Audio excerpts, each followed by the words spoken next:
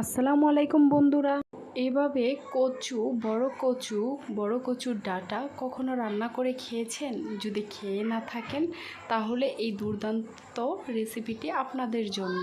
এই দুর্দান্ত রেসিপিটি দেখে অবশ্যই রান্না করে খেয়ে দেখুন, আশা করি আপনাদের কাছে খুবই ভালো লাগবে। তো প্রথমে আমি বড় কচু আর কচুর ডাঁটা কেটে নিচ্ছি।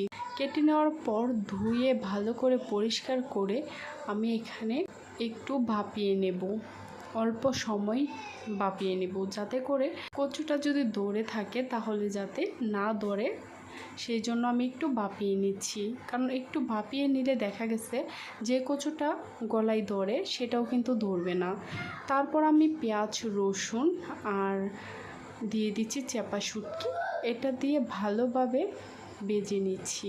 এটা আমি চেপা শুটকি দিয়ে রান্না করব, তাই প্রথমে আমি দিয়ে দিলাম জিরা বাটা, তারপর দিয়ে দিলাম পেঁয়াজ রসুন বাটা, তারপর আবারও আমি ভালোভাবে বেজে নিচ্ছি। তারপর আমি ভাজাটা হয়ে গেলে এখানে পরিমাণ মতো অল্প পানি দিয়ে দিলাম।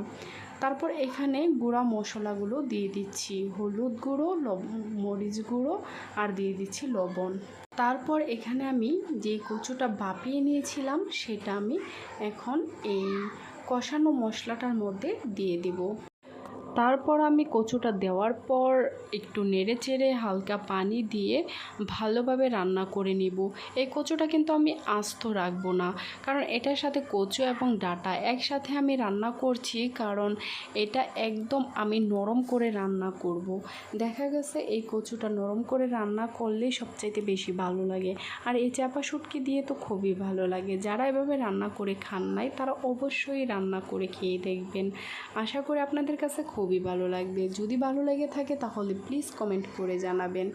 তো দেখেন আমার কিন্তু রান্নাটা প্রায় হয়েই গেছে।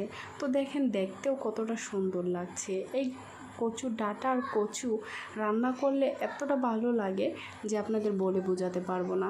তো আমার রান্নাটা হয়ে গেছে, তো আশা করি আপনাদের কাছে খুবই ভালো লেগেছে। যদি ভালো লেগে থাকে তাহলে প্লিজ আমার চ্যানেলটি সাবস্ক্রাইব করে যাবে। পরবর্তী ভিডিও দেখার অনুরোধ রইল। ততক্ষণ পর্যন্ত সবাই সুস্থ থাকবেন, ভালো থাকবেন। খোদা হাফেজ।